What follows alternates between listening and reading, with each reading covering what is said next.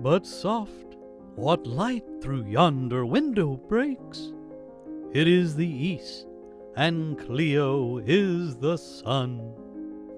My bounty is as boundless as the sea, my love as deep. The more I give to thee, the more I have, for both are infinite. Oh, hello, visitors. Hope your day is going well. Aw, so romantic. Hey, Ruff, while they are here, read us all another devotion. So be it, young maiden. Devotion 3. Naomi heard that God had visited Bethlehem.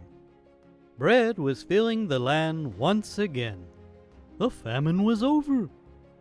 And so, having already lost her husband and both sons to death in Moab, she determined to make her way back across the Jordan into her homeland once again.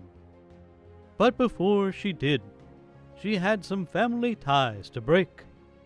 Before their death, both of her boys had gotten married to Moabite girls. Naomi had 2 daughters-in-law to say goodbye to. As she said goodbye, notice how she praised these girls. Ruth 1:8. And Naomi said unto her 2 daughters-in-law, Go, return each to her mother's house.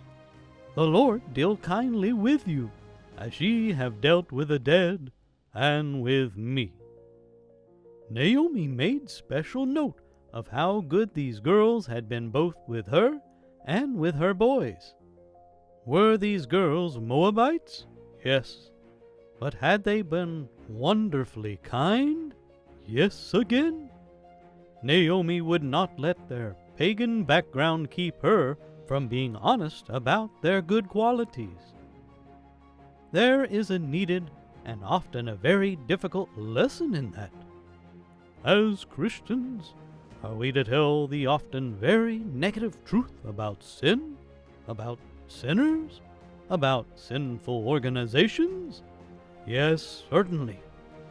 But if we ever intend to win sinners, we must also learn to be honest enough and kind enough to speak well of people when they deserve it, sinner or no.